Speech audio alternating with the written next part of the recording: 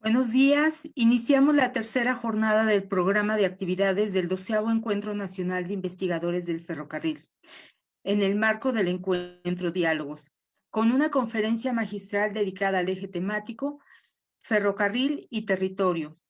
En este sentido, para nosotros es un honor contar con la participación del maestro Alejandro Álvarez Reyes, titular de la Agencia Reguladora del Transporte Ferroviario de la Secretaría de Comunicaciones y Transportes. Para hacer la presentación de nuestro invitado, cedo la palabra a la maestra Teresa Márquez Martínez, directora del Centro Nacional para la Preservación del Patrimonio Cultural Ferrocarrilero, quien será la moderadora de esta conferencia.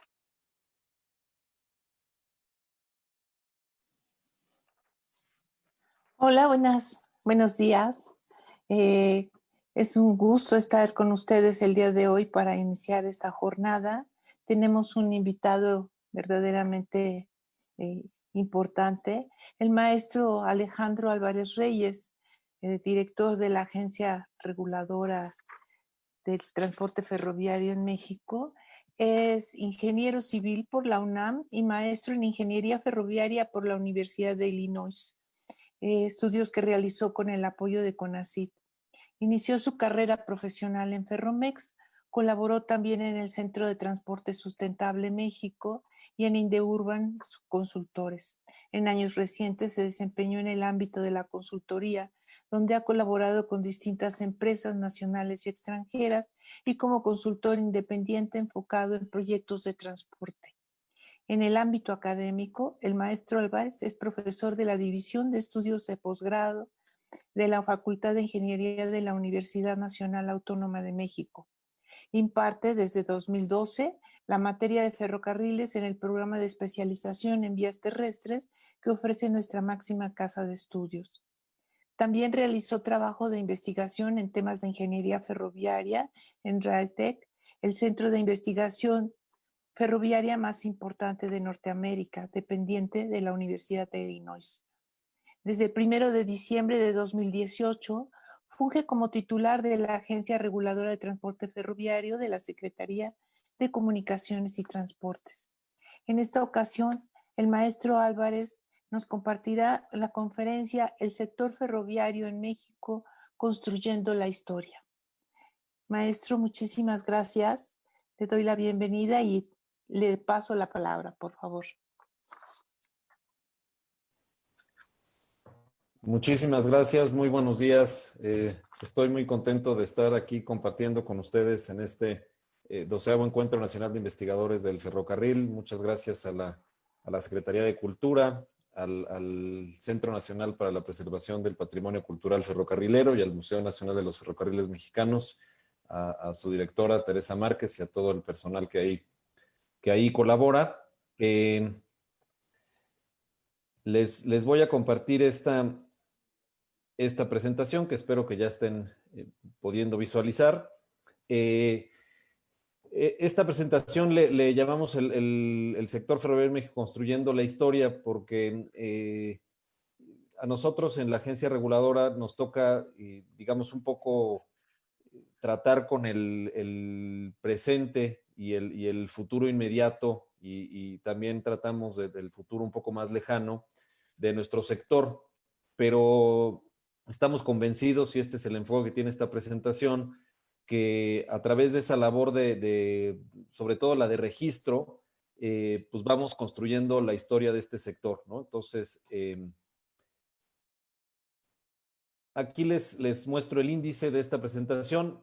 Vamos a partir con un poco de algunos antecedentes, cómo está constituida nuestra red ferroviaria en la actualidad, algunos datos básicos de nuestro sistema ferroviario, cómo funciona en términos de esquema y regulación, algunos datos que ilustran la situación actual que estamos viendo, los retos principales que identificamos de este sector, así como las perspectivas, ¿no?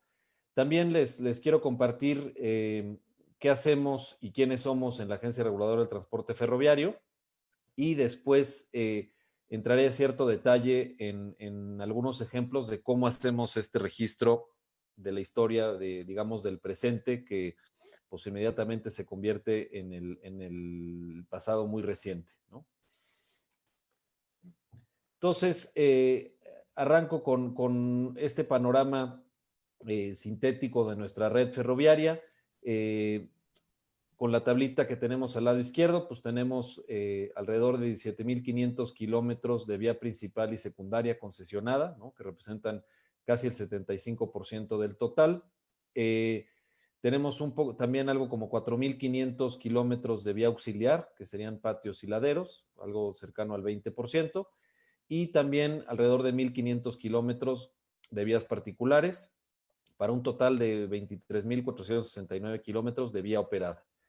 También tenemos, y eso quienes interesan, sobre todo por la parte más histórica o por el pasado de este sector, pues tenemos también una cantidad nada despreciable de kilómetros, 3,445 de vía fuera de operación, que bueno, pues esto también, como saben, por distintas razones, no solo en nuestro país, sino en prácticamente todo el mundo, las redes ferroviarias a finales del siglo XIX y principios del XX vivieron este proceso de muy rápida expansión en el contexto en el que el ferrocarril el ferrocarril era considerado el rey de los transportes, y digamos que ese reinado todavía prevaleció por muchas décadas más.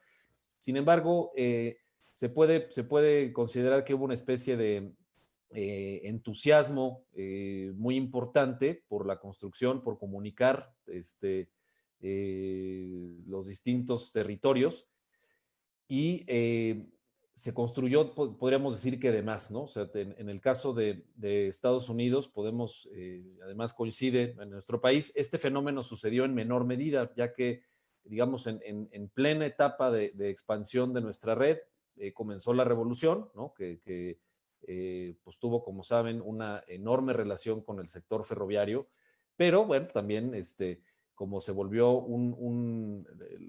los activos ferroviarios pues se volvieron activos militares, pues sufrió también un daño considerable, ¿no? Entonces, no solo no se expandió, sino que al concluir la revolución hubo que reconstruir una buena parte.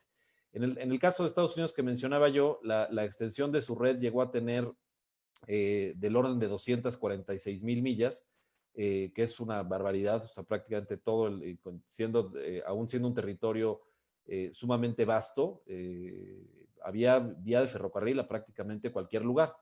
Y bueno, pues a partir de 1916 viene un proceso, digamos, de racionalización que, digamos, llega al estado actual, que son del orden de 140,000 millas, ¿no? Del orden de 100,000 millas en Estados Unidos, en distintos momentos fueron quedando en desuso.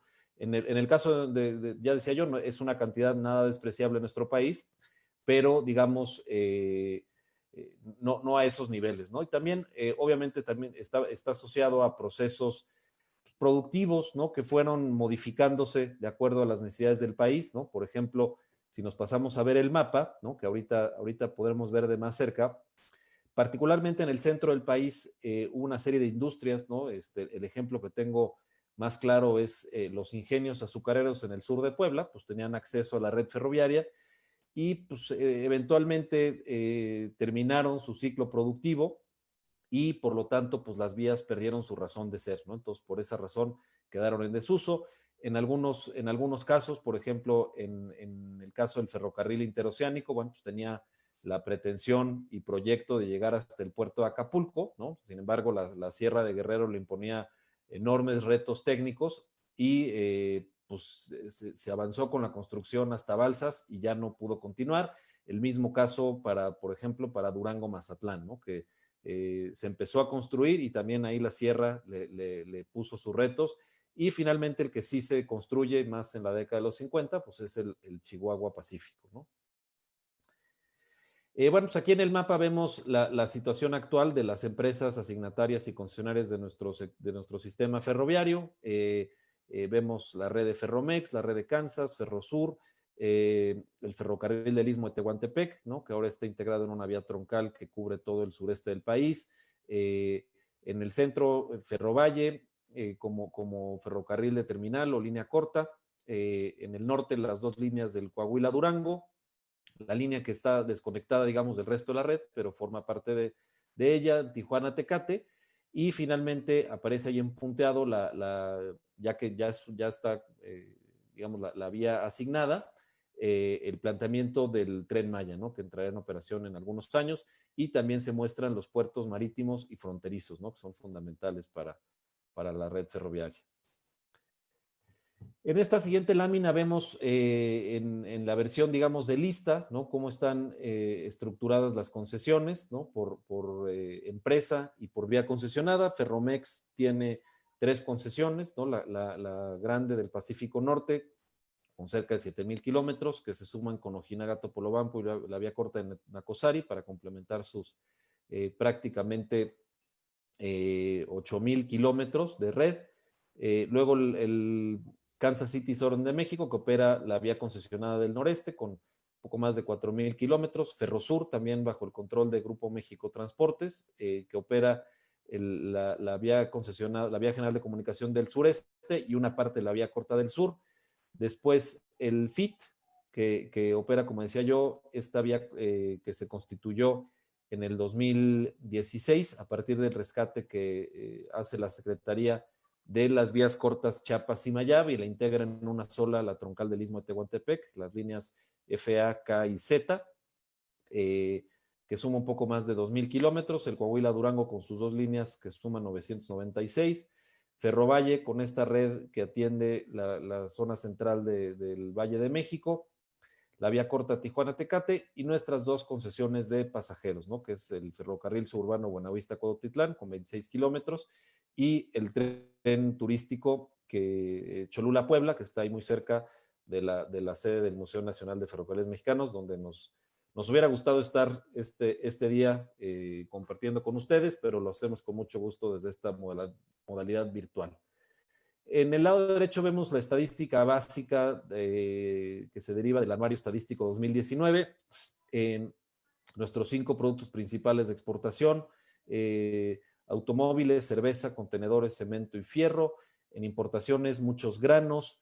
La participación del transporte terrestre se mantiene sólida en 25.6 frente a 74.4 del autotransporte. Acá en el volumen transportado por origen, pues vemos que el tráfico internacional domina, ya hablaré un poco más de esto. En total, 125 millones de toneladas de mercancías transportadas. En el rubro de pasajeros, principalmente con el suburbano, casi 58 millones de pasajeros. Nuestras conexiones con los 12 puertos principales y con 8 fronteras, 7 en el norte y una muy próxima a reactivarse en Ciudad Hidalgo y Tecunumán, ahí con Guatemala, ¿no? En cuanto al esquema y la regulación, pues el antecedente, digamos, anterior a lo que tenemos hoy es el esquema de empresa paraestatal, ¿no? Veníamos de un esquema que empieza por ahí en 1837 con las primeras concesiones que ustedes lo conocen mejor que yo, se otorgan, se revocan, se dan nuevas, en fin, en este frenesí que refería yo hace un momento de construcción de nuestra red. En 1908 se constituye Ferrocarriles Nacionales de México, todavía en el gobierno de Porfirio Díaz.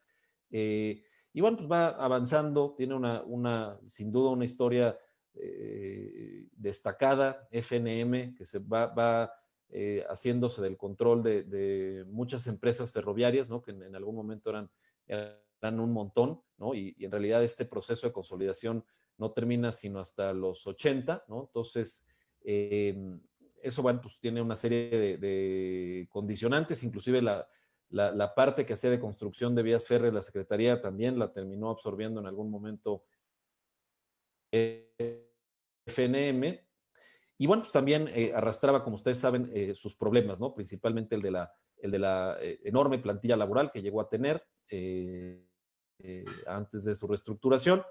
Y bueno, pues también la vocación de los gobiernos fue más voltear a ver hacia la infraestructura carretera que la ferroviaria, ¿no? Ahí estaba la puesta a minos, pero también es importante reconocer que, bueno, pues la empresa paraestatal pues se desatendió, ¿no? Muchos problemas se dejaron crecer y llegamos a este punto donde había que hacer un cambio radical, ¿no? Entonces, a partir de 1995 se implementa la reestructuración. Se analizan algunas opciones, ¿no? Inspiradas en cómo funcionan los ferrocarriles en Europa, en Estados Unidos y Canadá. Se optó por un esquema parecido al de Estados Unidos y Canadá, con la salvedad de que en el caso de nuestro país, el Estado conserva la propiedad de la infraestructura, pero se establecieron concesiones verticalmente integradas, ¿no? Que implicaban pues un poder de mercado regional, ¿no? Antes era un monopolio completo de FNM, ahora es un poder de mercado regional, ¿no? Probablemente el rubro más destacado que ha significado esta reestructuración es la inversión de alrededor de 8.500 millones de dólares, ¿no? Que han realizado las empresas que han sido titulares de estas concesiones a lo largo de 23 años, ¿no? Que es la más antigua, que es la del ferrocarril del noreste, ¿no? A partir de eso, bueno, pues empiezan a evolucionar, el crecimiento del tráfico es muy destacado, la mejora en el servicio, la mejora de la infraestructura. Sin embargo, pues había algunos pendientes, ¿no? Y se hace una revisión en 2014 que deriva en una reforma en 2015 que da lugar a la creación de la Agencia Reguladora del Transporte Ferroviario, donde pues tenemos las atribuciones, ahorita también más adelante las platicaré en más detalle, pero fundamentalmente la regulación técnica y económica, la supervisión de la seguridad, verificación del funcionamiento de nuestro sistema ferroviario, el registro ferroviario mexicano y también la vigilancia. En ese sentido, a 4 años que se crea la agencia formalmente, en agosto de 2016, estamos todavía, podríamos considerar, en un proceso de consolidación, ¿no? También a partir de los objetivos que se plantearon en la reestructuración de 95, podemos considerar que los principales se han cumplido, ¿no? Y muestran buen progreso. Sin embargo, prevalecen retos importantes de los que platicaremos un poco más adelante. El tema siempre controvertido, veía ayer en el programa que ayer platicaron del tema de tarifas, ¿no? Que es un tema que esto yo lo comento en todos los foros, ¿no? No es controvertido de ahora, tiene 150 años de ser controvertido, ¿no? Ya digamos, moldeado mucho cómo se establecen los órganos reguladores, no solo de este sector, ¿no? En muchos otros. También los ferrocarriles en ese sentido han marcado una pauta muy interesante, ¿no? Ya que fueron las primeras grandes corporaciones, ¿no? En los Estados Unidos, en algún momento, solamente una empresa tenía algo así como 1 millón de empleados, una cosa así, que es una locura. Y también muchos elementos de la cultura corporativa, a través del ferrocarril, ¿no? Pero bueno, pues este tema de regulación es fue de lo que cambió en la reforma de 2015, y está establecido como pues, una intervención de parte de la autoridad en casos excepcionales cuando la Comisión Federal de Competencia Económica interviene, ¿no?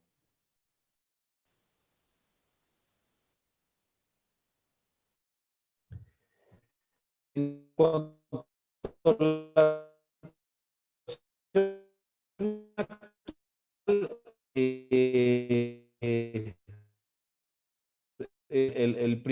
punto que creo que tenía un componente ideológico muy importante,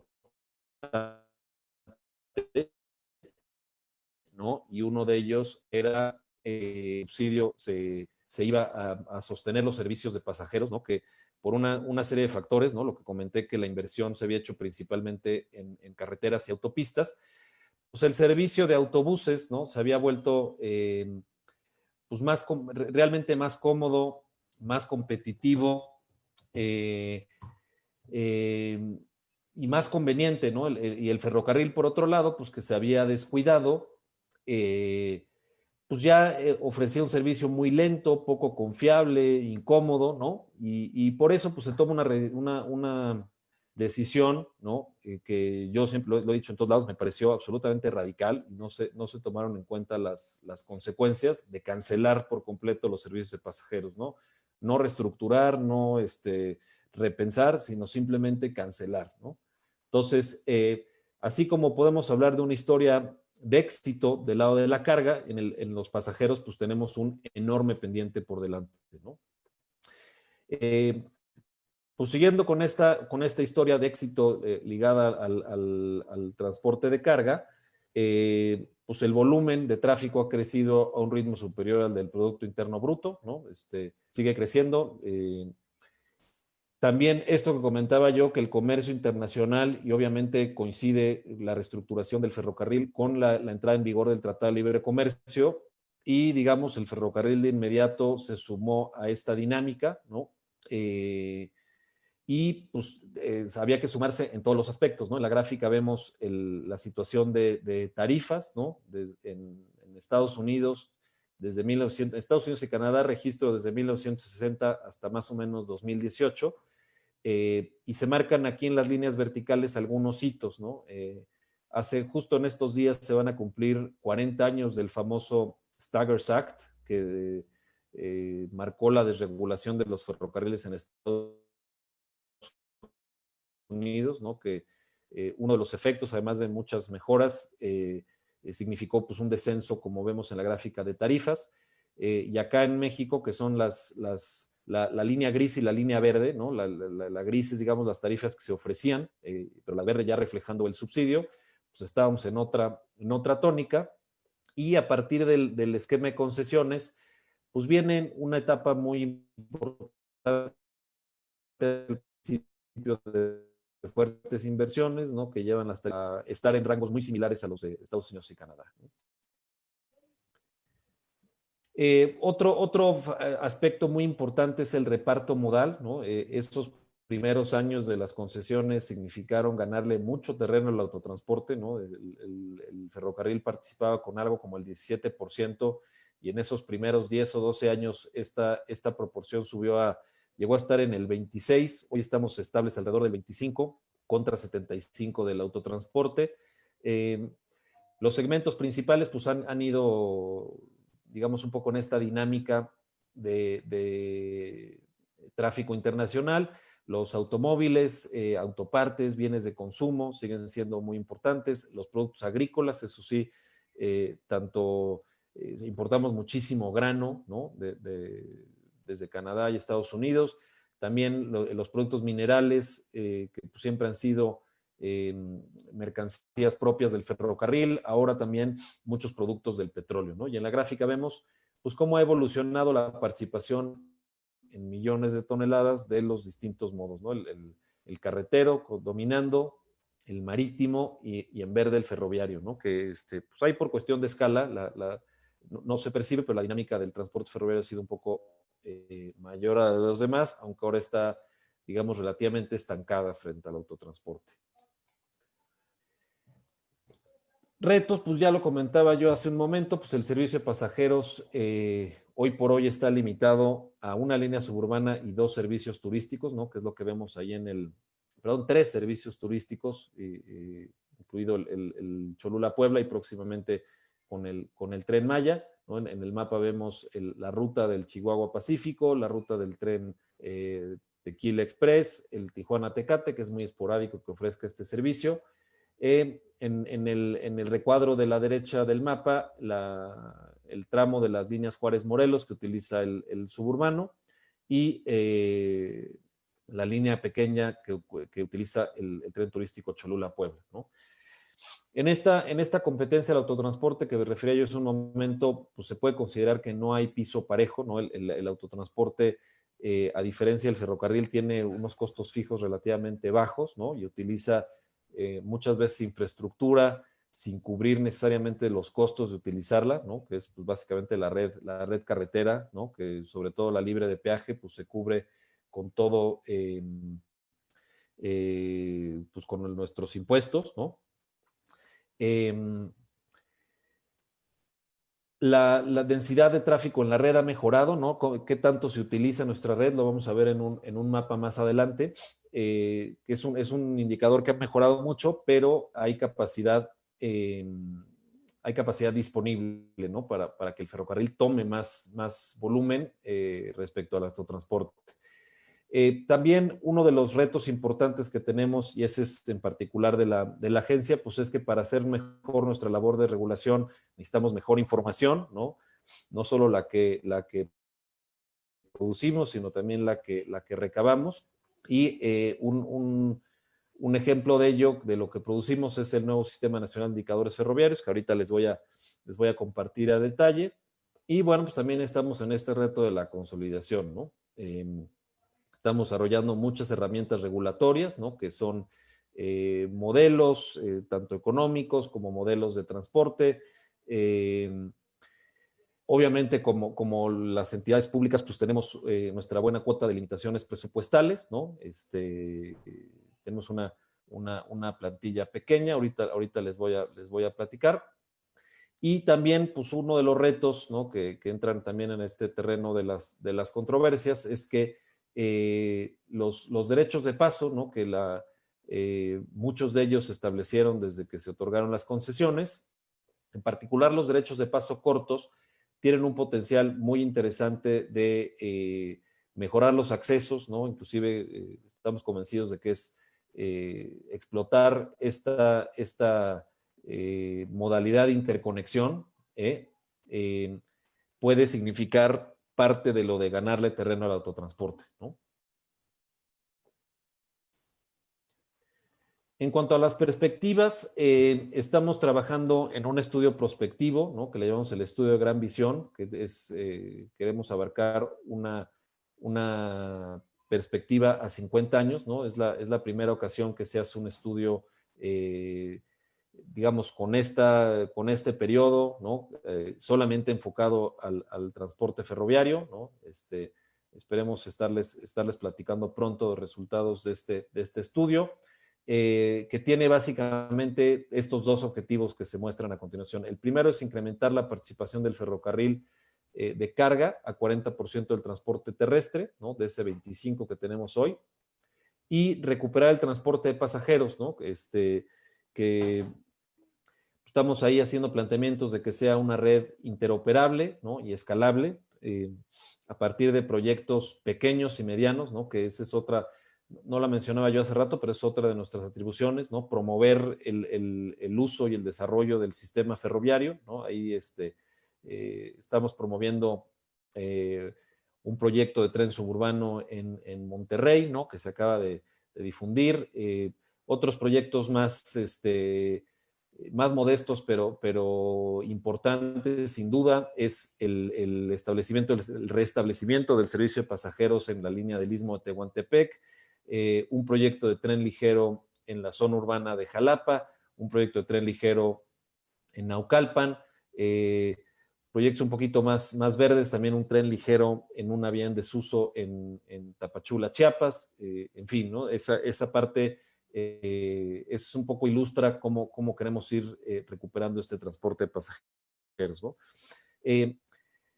También pues, estamos con una perspectiva y trabajando en ese sentido para mejorar la seguridad externa y operativa. La externa pues es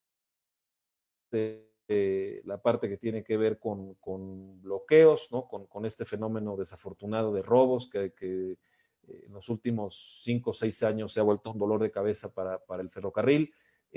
También los cruces a nivel, ¿no? Que pues esa interacción en particular con las zonas urbanas se descuidó, ¿no? En la época de FNM, y también estamos queriendo acotar pues, desde la parte de la normativa técnica, ¿no? A nosotros nos toca en la agencia hacer la normativa del sector ferroviario, ¿no? Respecto a la posición del ferrocarril post-COVID-19, como saben, y bueno, pues ahí también apoyamos que el ferrocarril se mantuviera como una industria esencial, lo cual, bueno, pues desde luego su volumen se vio afectado, ¿no? Por las industrias que pararon, pero digamos la recuperación presenta signos muy, muy prometedores, ¿no? Está ya o debe estar en estas semanas, en octubre, recuperando los niveles que tenía de tráfico en 2019. Respecto al TEMEC, ¿no? Que se acaba de relanzar, nuestro sistema ferroviario pues, juega un papel clave en esas cadenas logísticas, ¿no? Que se ilustran en la red completa de Norteamérica que vemos en el mapa. Y también como perspectiva y para apoyar ese segundo objetivo del estudio de Gran Visión, ya iniciamos específicamente el proyecto de conversión de carga de camión a ferrocarril, ¿no? Y así quedó plasmado en el plan sectorial de la Secretaría, ¿no? Ahora, entrando a esta parte de la presentación donde queremos compartir un poco más detalle de qué hacemos y quiénes somos en la agencia. Somos un desconcentrado de la SCT, ¿no? Que se creó en 2016. Colaboramos ahí un total de 67 funcionarios, ¿no? Y hemos tenido el privilegio y el gusto de contar con muchos becarios, ¿no? Hemos tenido 15 becarios del programa Jóvenes Construyendo el Futuro y más o menos en promedio tenemos de manera permanente unos 20 alumnos del servicio social, ¿no? Que la verdad es que nos ayudan muchísimo, son muy entusiastas, aportan ideas frescas, ¿no? Y desde luego pues nos ayudan con trabajo técnico, son jóvenes de distintas, no solo tenemos muchos ingenieros, ¿no? Somos un área fundamentalmente técnica, pero también tenemos una parte de técnica legal, de técnica económica, ¿no? Y en ese sentido hemos tenido apoyo de alumnos de esos perfiles. Nuestras atribuciones en detalle, como decía, son la regulación técnica y económica, ¿no? Que eso hay un área que se encarga de esos dos temas. Otra área que es la de estudios, estadística y registro, pues se encarga sobre todo de la promoción y desarrollo, la estadística y el registro ferroviario, que es un gran repositorio documental, que es la base, digamos, de nuestro sistema, donde están los títulos de concesión, la infraestructura, los permisos, las tarifas, el equipo, ¿no? Todo lo que integra este sector está registrado en esta entidad. También tenemos un área de verificación y supervisión, ¿no? Que a través del apoyo del personal que tenemos en los centros CST de los estados, hacemos estas labores. El año pasado hicimos del orden de 750 verificaciones, ¿no? Donde vemos temas de infraestructura, operación, servicios auxiliares y equipo en tránsito, ¿no? Y publicamos reportes trimestrales de estas tareas. Y también un área jurídica que se encarga de las controversias y sanciones. Y bueno, todo esto gracias a un área administrativa que es la que nos ayuda con todos los recursos que necesitamos para hacer nuestras labores temáticas, ¿no? Como acciones recientes, hace un poquito más de un mes emitimos las resoluciones del primer caso de regulación tarifaria, ¿no? En el marco de la ley vigente desde 2015. Y esto, bueno, pues ahorita les voy a platicar del Atlas del Sistema Ferroviario Mexicano, del Sistema Nacional de Indicadores Ferroviarios, del horario estadístico. No les platico mucho porque lo vamos a abordar en detalle. También establecimos con la aplicación Waze para navegación vial un sistema que ahora te alerta, ¿no? Con información que produjimos en la agencia cuando te estás aproximando a un cruce a nivel. También estamos bueno, estamos por atestiguar la desafortunada desaparición de un fideicomiso, ¿no? con el que estábamos promoviendo proyectos de cruces a nivel. Ya teníamos muy buen avance y ahí buscaremos la manera de rescatar ese avance y atender esta grave problemática, ¿no? Porque estamos hablando de cerca de 900 incidentes en cruces a nivel cada año, ¿no? Que es un problema serio, ¿no? Porque afecta directamente a las personas. Desafortunadamente en muchos casos hay lesionados e inclusive personas que fallecen por estos accidentes, ¿no? También una actividad que nos llena de orgullo es una plataforma que desarrollamos internamente, ¿no? con personal nuestro para organizar todo el proceso de verificación, ¿no? Antes teníamos o digamos lo que nos encontramos era una gigantesca y muy inmanejable hoja de Excel, ¿no? Donde se registraban todas las verificaciones. Y también nos encontramos con que la verificación es un acto administrativo, ¿no? Pero tiene que tener mucho fundamento legal, ¿no? Entonces nos encontramos también que cada verificador fundamentaba y documentaba sus verificaciones, pues como Dios le daba a entender. Ahora todo se hace a través de una plataforma en línea, ¿no? Que no solo permite programar las verificaciones y gestionar los calendarios, los documentos, las actas, los oficios, etcétera, ¿no? Entonces, este proceso se ha ido homologando mucho, además de que también con un muy importante apoyo de nuestra área de verificación, hemos implementado cursos para nuestros colaboradores y amigos, los jefes de departamento de transporte ferroviario, en los distintos estados, ¿no? Que son los encargados de hacer las verificaciones. También, y hemos también visto algunas publicaciones recientes de normas oficiales mexicanas, ¿no? Se acaba de publicar la de durmientes, está próxima a publicarse la de reporte de accidentes, también la de equipo tractivo se publicó muy recientemente y en lo que queda del año estamos esperando publicar la de clasificación y estándares de vía y estamos trabajando de acuerdo a nuestro plan nacional de normalización en una norma para la parte operativa, ¿no? De tiempos y movimientos y funcionamiento de los derechos de paso, en una norma sobre frenos de aire, sobre carros tanque y finalmente sobre equipo ferroviario de pasajeros, ¿no? Como parte de nuestro plan de normalización. Entonces, aquí voy a pasar a la parte pues, compartir con ustedes cómo, desde esta perspectiva de cómo vamos construyendo la historia, ¿no? Empezamos con esta sección que le llamamos la historia en mapas, ¿no? Que como ustedes saben, y ahí en el centro de documentación, pues tienen unas verdaderas joyas, ¿no? Los mapas son una parte fundamental del registro histórico del ferrocarril.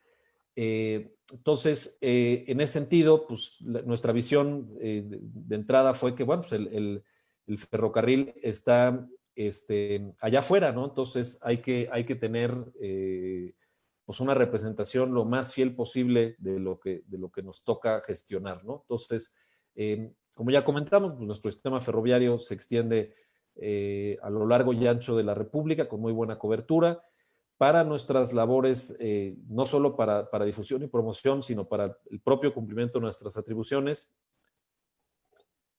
Era fundamental contar con esta información geoestadística, ¿no? Hay un departamento especializado de geoestadístico, muy talentoso. Y bueno, pues desarrollamos este concepto que le llamamos el Atlas, que se conforma de varios mapas, ¿no? Entonces, el primero es el que vieron al principio, ahorita se los voy a platicar, es el mapa esquemático del sistema ferroviario mexicano, ¿no? Que bueno, pues es fundamentalmente para fines ilustrativos, ¿no? Para presentaciones como esta, ¿no? Y para que todo el mundo lo pueda utilizar y tenga esta representación de la cobertura. Después tenemos lo que le llamamos el mapa general, que es un mapa que tiene bastante más detalle, añade los límites estatales, los nombres de las líneas principales, tiene 2 acercamientos a la zona metropolitana del Valle de México por un lado y a la zona metropolitana de Monterrey. Y bueno, pues ya sobre que está en una base geográfica, podemos hacer mapas temáticos, ¿no? Como el que veíamos al principio, que nada más muestra los servicios de pasajeros. Podemos filtrar para ver nada más la red de un concesionario, etcétera, ¿no? También de emisión reciente, tenemos el mapa a gran escala del sistema ferroviario mexicano, que está pensado y diseñado para funcionar impreso, ¿no?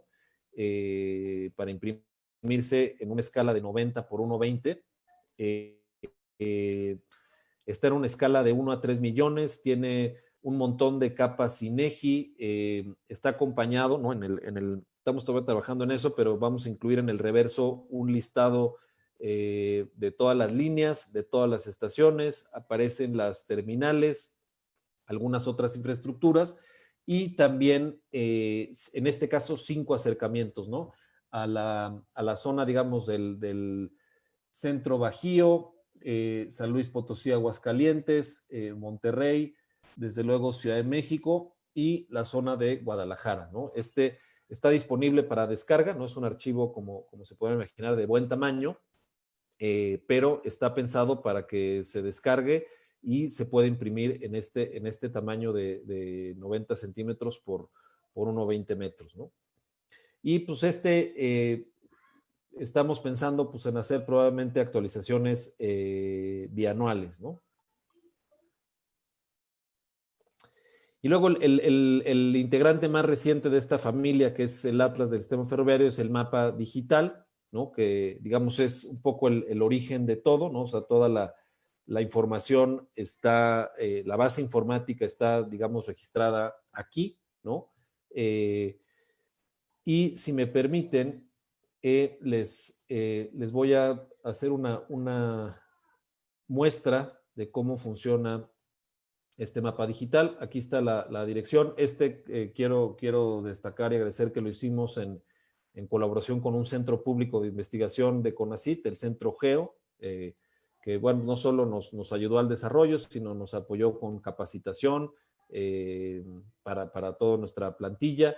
Y pues este es el resultado de esa colaboración. Pues como pueden ver, pues es un mapa dinámico, tiene todas estas capas, ¿no? Donde podemos activar y desactivar los distintos elementos geográficos, ¿no? Aquí es el de transporte de pasajeros, que se puede desaparecer, las líneas que no tienen operación, las vías remanentes, los puertos, etcétera, ¿no? También es interesante que lo podemos ver en distintas maneras. Este es digamos, por default, podemos ver un fondo negro, uno de relieve topográfico, el mapa del satélite de Google, ver en combinación con la red carretera, más simple en un mapa gris, ¿no? Y si hacemos un acercamiento, por ejemplo, podemos ver, ¿no? Que pues es interesante porque de estas, pues ya no, salvo el registro documental, hace rato hablaba yo de las líneas en desuso, ¿no? Por aquí, por ejemplo, aquí vemos estas líneas en el estado de Hidalgo, ¿no? Las derivaciones de la línea H, ¿no? Que alguna de ellas iba, digamos, con intenciones de llegar al puerto de Tuxpan. Y bueno, pues obviamente tienen muchísimas décadas en desuso, ¿no? Podemos ver que pues muchas de ellas seguramente ya se convirtieron en vialidades, pero pues aquí tenemos el registro, ¿no? Y podemos ver pues obviamente las huellas que va dejando en el territorio, ¿no? Y aquí pues tenemos todo ese registro, no solo de estas, sino de todas las en desuso, ¿no? Nada más era un ejemplo. Los invitamos a que lo conozcan, ¿no? A que nos lo critiquen para bien o para mal. Aquí vemos también las terminales, ¿no? Que se muestran de manera esquemática, ¿no? Aquí toda la zona de Ferrovalle, etcétera, ¿no?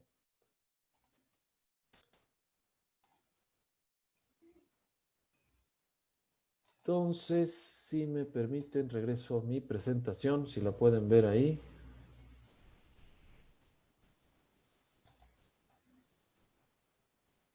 Espérenme.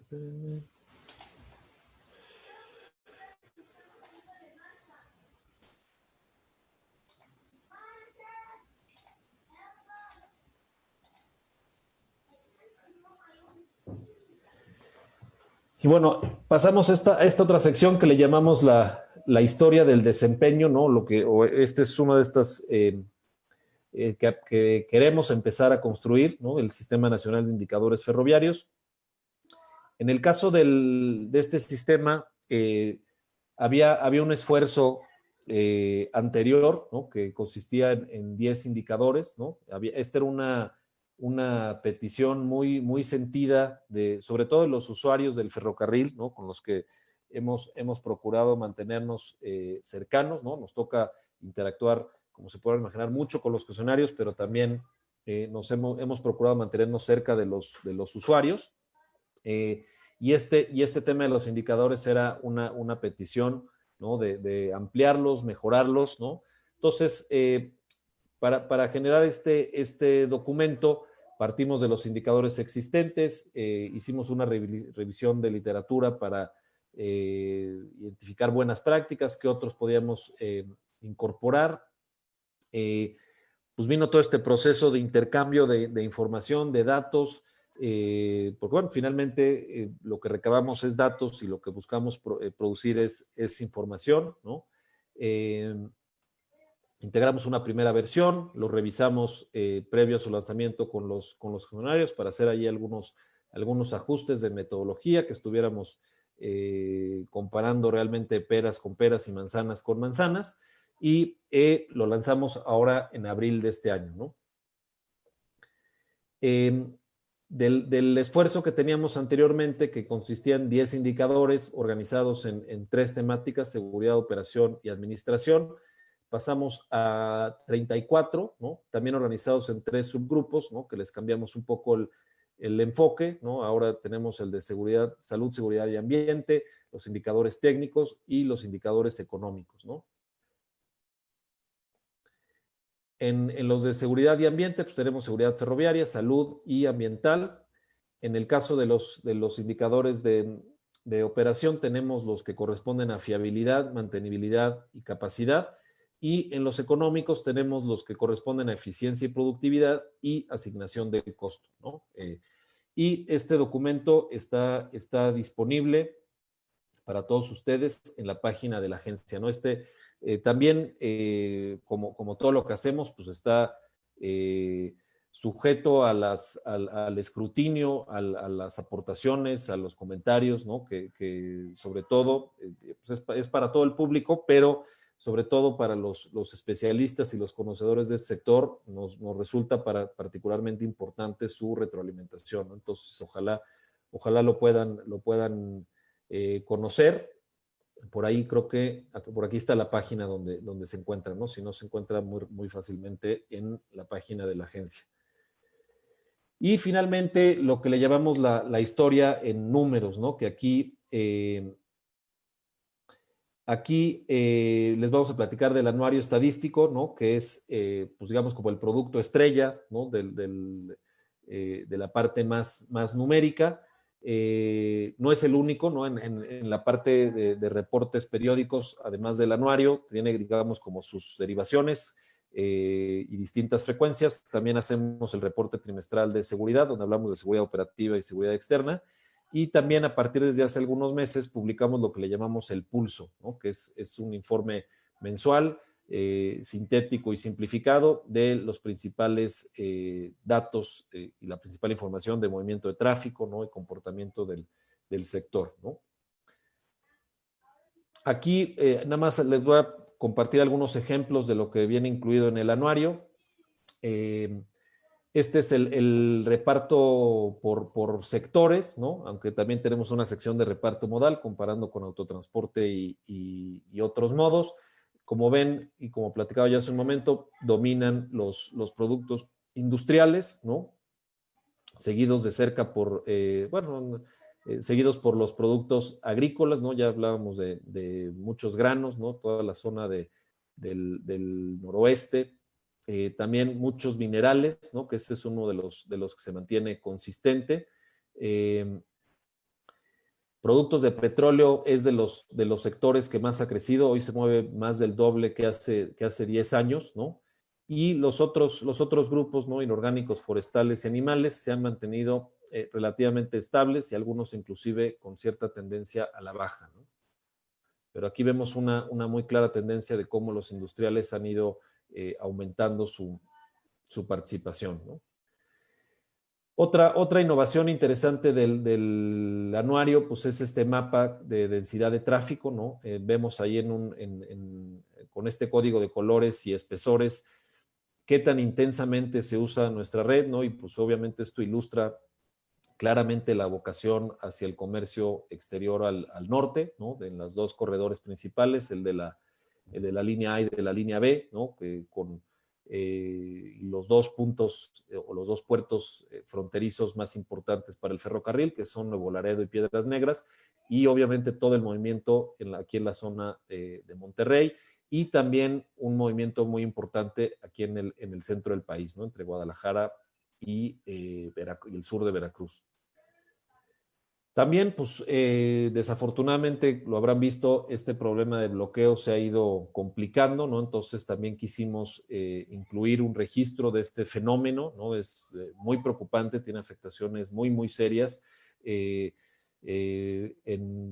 prácticamente, o en todos los casos, estas protestas, pues si bien pueden ser válidas, no tienen que ver con el ferrocarril, y las afectaciones que causan son muy importantes, como se ve en el mapa. Pues durante 2019 se concentró en la línea N, en Michoacán, pero también desafortunadamente se ha extendido a otras partes. Ahora tenemos uno desde hace muchas semanas en Chihuahua, muy preocupante, y en Michoacán de manera intermitente, pero también en Sonora y en otros lugares desafortunadamente se ha vuelto una práctica, ¿no? Entonces esto es para generar conciencia de este preocupante fenómeno, ¿no? Y finalmente incluimos una sección en el anuario al final de comparar nuestro sector ferroviario con otros a nivel mundial, ¿no? Si bien frente a esos tres enormes países, China, Rusia y Estados Unidos, estamos en otro orden de magnitud en cuanto a volumen, pues estamos, digamos, entre los primeros 10 países que tienen mayor tráfico ferroviario, ¿no? Entonces, también comparamos algunos otros aspectos de cómo se ve nuestro sector frente a otros en el mundo. Obviamente, pues en el tema de pasajeros, pues no salimos muy bien parados, pero pues tenemos toda esta información que esperamos encontrar interesante. Y bueno, pues hasta aquí concluye mi presentación. Espero que les haya resultado interesante. Sigamos promoviendo el ferrocarril. Gracias a todos por su atención. Gracias a la Secretaría de Cultura, al Museo Nacional de los Ferrocarriles Mexicanos, a la maestra Teresa Márquez, su directora, y a todo su equipo. Muchísimas gracias por invitarme. Muchísimas gracias a ti, Alejandro. No sé si tenemos algunas preguntas o algún comentario de nuestro público. Sí, tenemos muchas felicitaciones. Víctor Guerrero, Alfredo Briano, Beto Pérez, Beto Paz, Ignacio González, Raúl Cruz, Paz González. Y tenemos dos preguntas aquí de Ubicux Ardillux. Pregunta, ¿cuál es su opinión acerca de la propuesta del senador Monreal sobre reformar la ley del servicio ferroviario, bajar a 25 años las concesiones y darles más facultades a la agencia? Y la otra pregunta es, ¿cuál es la afectación a la industria con la eliminación del Fondo Nacional de Seguridad para Cruces Ferroviarios?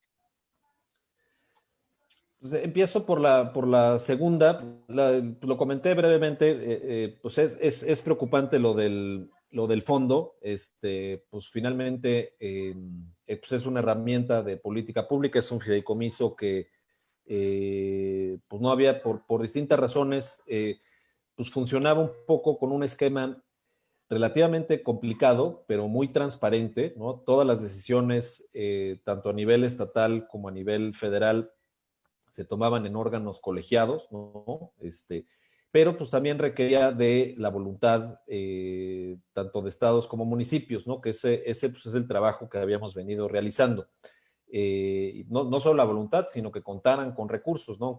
Aunque es una herramienta que se planeó para apoyar pues esta obligación que deriva de la Ley General de Vías de Comunicación, pues también se reconocía que los municipios, que son la mayoría de los responsables de los cruces, no pueden, pues tienen muchos pendientes, muchas limitaciones presupuestales,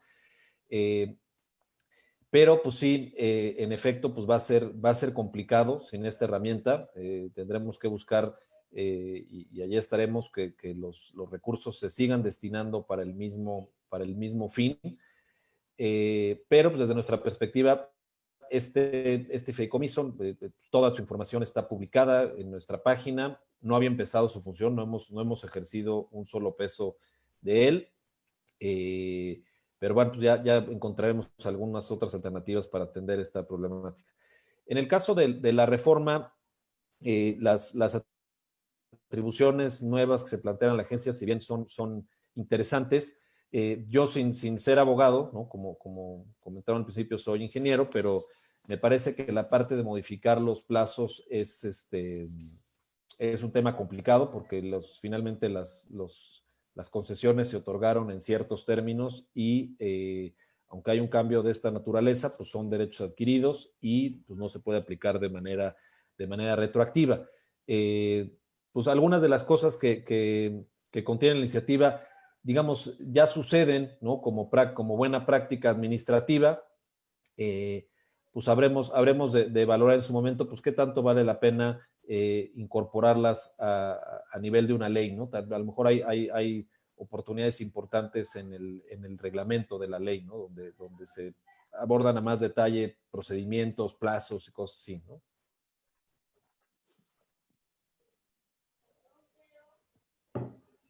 Pues muchísimas gracias, Alejandro. Sin duda, la presentación fue exhaustiva, maravillosa. Nos dejas muchísima tarea y mucho por consultar, por revisar, por fortuna, ¿no? Siempre tenemos necesidad de contar con mayores fuentes para nuestro trabajo, pero además nos das una impresión del trabajo de la agencia que me gusta mucho. Es un trabajo en el que no se reduce a administrar ni a hacer seguimiento de lo que está sucediendo, sino a proponer, entendiendo la complejidad y las condiciones de nuestro país, a proponer un desarrollo ferroviario que sin duda tiene un lugar importantísimo. Muchísimas gracias, Alejandro. Muchísimas gracias, Isabel, Román, todos. Y pues les recuerdo nada más, seguramente Isabel les recordará que a las 12 del día tenemos un nuevo panel. Gracias. Hasta luego. Muchas gracias.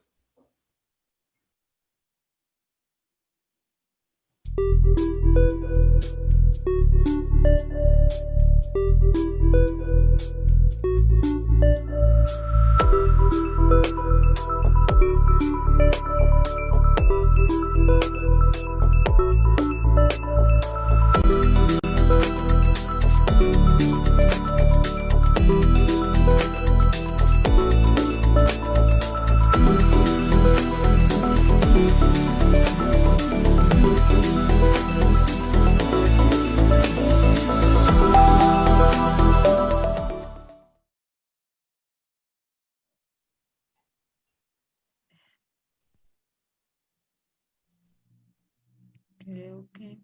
Sí puede ser. ¿Sí? Todavía hay posibilidad, sí. Una más. 10 minutos. Oh, Una más. Muy bien. Beto Paz pregunta, ¿la materia de ferrocarriles en el programa de especialización en vías terrestres imparten este semestre? ¿Podría entrar como oyente? Soy Alberto Paz Bustamante y estudio la maestría en gestión cultural de la Universidad de Guadalajara con apoyo de CONACYT. Mi proyecto ejecutivo es en torno a las estaciones de Chapala y de Mérida. Yo por mí encantado. No sé si hay que hacer una formalidad con la división, pero si por ahí tiene una manera de hacerme llegar sus datos, con mucho gusto. Otra pregunta más de Miguel Cárdenas. Dice, ¿cuál es la incidencia técnica de la agencia en el proyecto del Tren Maya y su opinión con respecto de su paso en áreas urbanas y rurales, criterios a considerar en este proyecto? Saludos y felicitaciones. Bueno, pues en la parte del Tren Maya, pues digamos todo, no solo el Tren Maya, sino cualquier proyecto ferroviario, digamos, tiene que seguir la normativa que a nosotros nos corresponde emitir. No hay un procedimiento 100% formal, pero normalmente trabajamos muy de la mano con la Dirección de Desarrollo Ferroviario cuando se asignan títulos cuando se emiten títulos de concesión o asignación. En el caso del Tren Maya, que recibió su título de concesión de asignación en marzo de este año, a la agencia le tocó emitir opinión técnica y jurídica, ¿no? Pero directamente, como prácticamente todo el mundo sabe, el ejecutor del proyecto es Fonatur, ¿no? Y bueno, pues ya una vez que entre en operación, ¿no? Que ya tenga, digamos, las formalidades previas a su entrada en operación, las tiene que hacer con la agencia, registrar su horario, registrar su reglamento de transporte, en fin, ¿no? Es esa parte, pero bueno, pues una vez que concluya la parte de obra, ¿no? Pues muchísimas gracias. Seguramente quedaron muchas cosas todavía en el tintero. A mí me encantó la presentación y la entrada me pareció muy, muy acertada, en tanto que se plantea desde la agencia que el registro de la historia del presente se convierte en la historia reciente del pasado y que la generación de documentos que ustedes están teniendo, pues seguramente serán muy útiles para hacer la historia hoy y para el futuro. Les agradecemos mucho.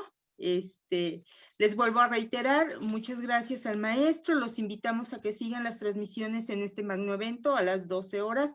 Tendremos el panel dedicado a la relación de los ferrocarriles y territorio. Muchísimas gracias, maestro. Buenas tardes, maestra. Gracias. Hasta luego. Hasta luego luego a todos.